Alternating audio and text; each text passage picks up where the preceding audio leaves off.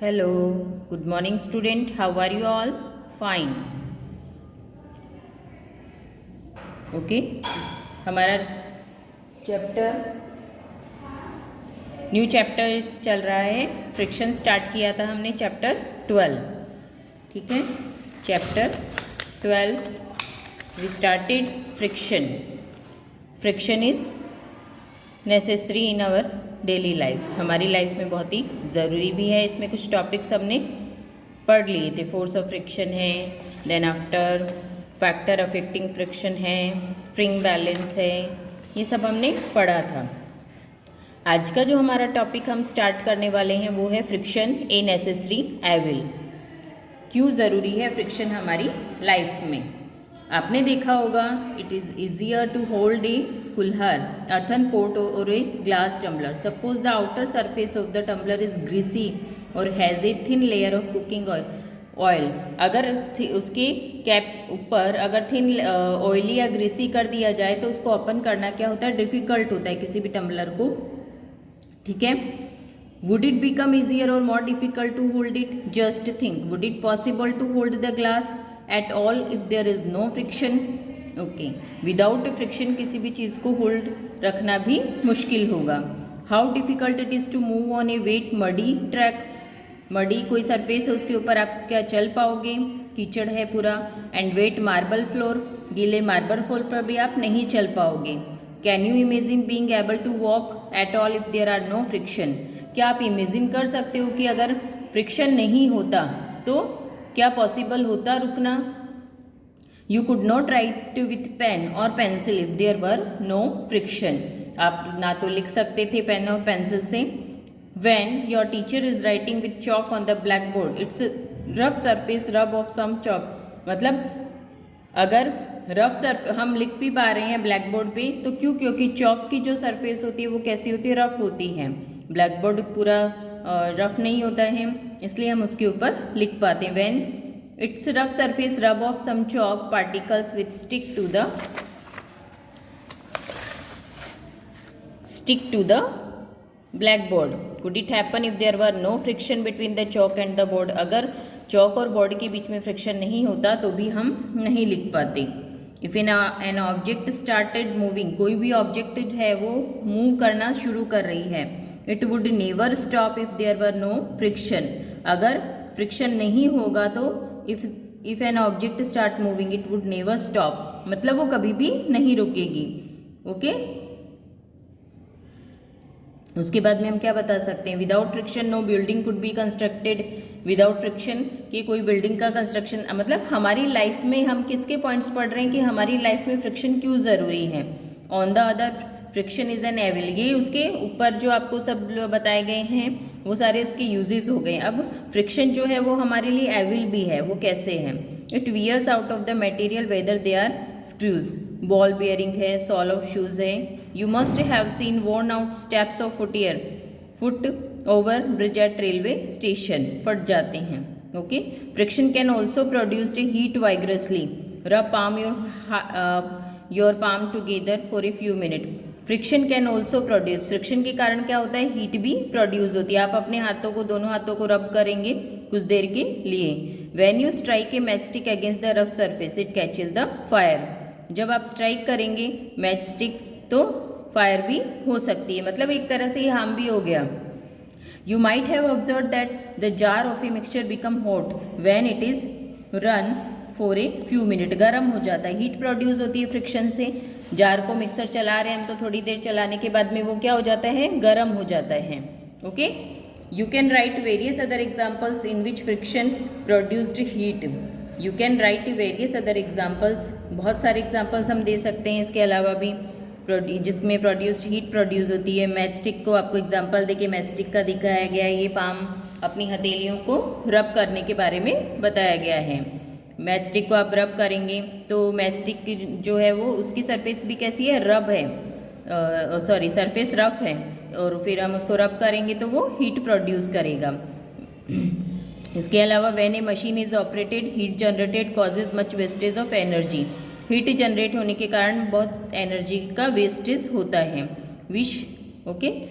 फिर आते हैं हम नेक्स्ट पे, increasing and reducing friction. Friction का इंक्रीज होना और रिड्यूस्ड होना, इसमें कुछ एग्जांपल्स हम पढ़ेंगे। Okay, as you have seen the previous section. Okay, have you ever thought why the sole of your shoes is grooved, मतलब जूते के जो सॉल हैं वो ऐसे ग्रूविंग टाइप क्यों बनाए जाते हैं? वो ग्रूविंग टाइप इसलिए बनाए जाते हैं ताकि जब आप रन करो आपके सरफेस के साथ तो आप गिरो, मतलब आप स्टॉप हो सको, स्लिप नहीं हो, इसके लिए वो ऐसा बनाया जाता है। Okay, it is done to provide the shoes better grip on the floor so that you can move safely. Similarly the treaded tyres of cars, trucks and bulldozer provide better grip with the ground. Okay, we increase the friction by using the brake pads in the brake system and bicycle and, मतलब friction को increase किया जाता है ये groove बना करके या फिर ब्रेक्स में ब्रेक्स लगा करके किया जाता है, फ्रिक्शन को इंक्रीज किया जाता है जिससे कोई भी चीज़ क्या होगी, स्टॉप हो जाएगी। Okay, when you are riding a bicycle the brake pad do not touch the wheel, but when you press the brake lever their pad arrest the motion of the rim due to the friction। मतलब क्या होगा, वो stop हो जाएंगे जब आप break लगाओगे। You might have seen the kabaddi player rub their hands with the soil better grip of their opponents। मतलब वो क्या करते हैं, सॉइल लेकर के इस तरह से अपने हाथों में वो क्या करते हैं, रब करते हैं। जो कबड्डी खेलते हैं वो रब करते हैं जिससे उनका जो हैंड्स है वो थोड़े रफ हो जाए, जिससे किसी को पकड़ने में उनको थोड़ा इजी रहे। जिम्नास्टिक है, अप्लाई सम कोर्सेज, सब मतलब ये सारे एग्जांपल किसके हो गए, increasing the surface friction. Friction को इंक्रीज करने के एग्जांपल दिए हैं, ये टायर्स के दे दिए, सॉल ऑफ शूज़ के दे दिए, ग्रूव्स बनाई जाती है जिससे वो ग्रूव्स इसलिए बनाए जाते हैं इनके व्हीकल्स के जो टायर होते हैं ताकि वो फ्रिक्शन प्रोड्यूस हो और वो इजीली वहाँ पे रुक सकें। इंक्रीजिंग फ्रिक्शन के ये कुछ एग्जांपल्स आपने पढ़े। ओके, उसके बाद में in some situation how the friction is undesirable and we would want to minimize. हम कई बार ऐसा होता है कि फ्रिक्शन जो होता है वो अनडिज़ायरेबल हो जाता है और हमें उसको क्या करना पड़ता है, मिनिमाइज यानी कम करना पड़ता है।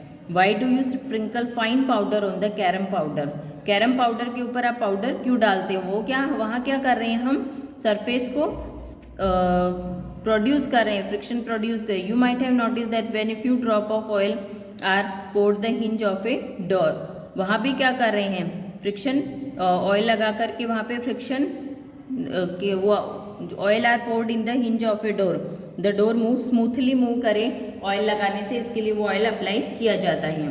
A bicycle and a motor machine and use grease between the moving part of this, जितने भी मशीनें होती हैं उनके अंदर भी ऑयल को यूज़ में लिया जाता है। In all the above cases we want to reduce the friction in order to increase the efficiency. मतलब ये जो सारे एग्जांपल आपको दिए गए यहाँ पर क्या किया जाता है, इनमें ये सब अप्लाई करके फ्रिक्शन को रिड्यूस किया जाता है। पहले जो एग्जांपल्स आपने पढ़े वो क्या थे, फ्रिक्शन को इंक्रीज करने के।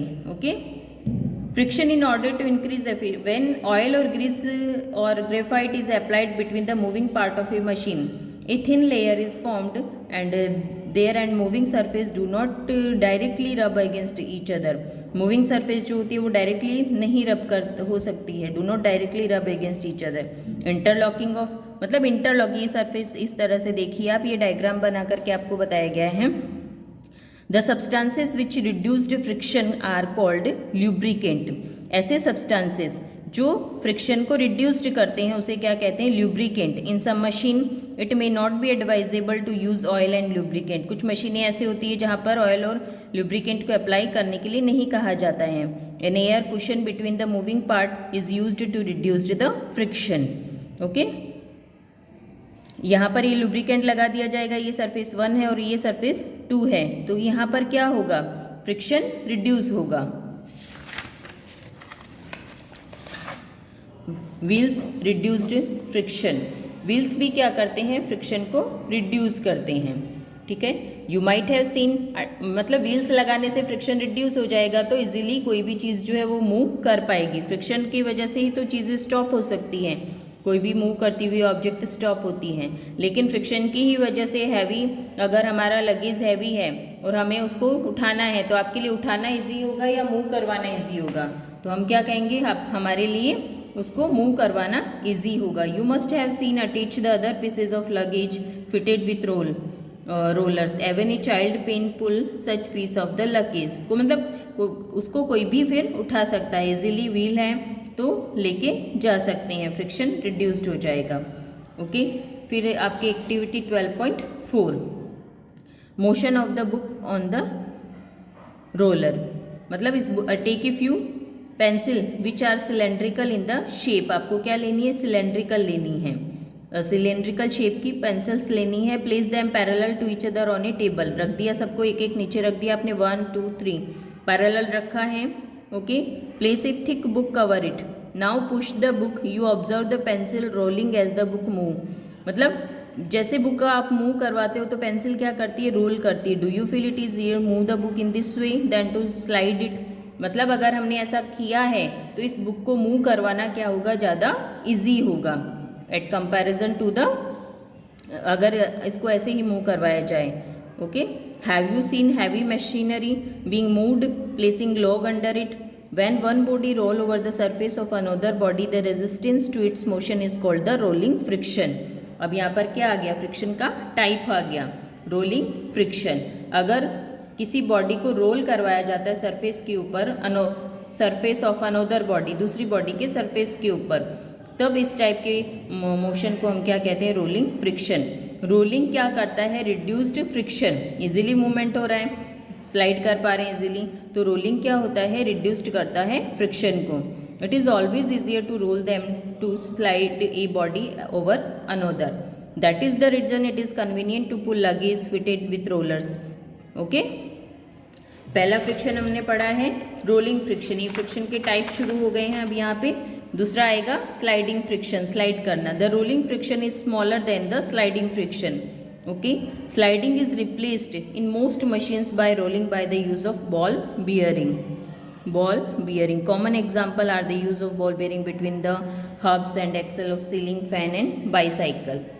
ओके, आपकी 2 टाइप्स की अभी मैंने रोलिंग फ्रिक्शन और स्लाइडिंग फ्रिक्शन, ये 2 फ्रिक्शन पढ़ाए हैं। उसके बाद में हमारा एक बच रहा है फ्लूइड फ्रिक्शन, जो हम नेक्स्ट लेक्चर में कंटिन्यू करेंगे।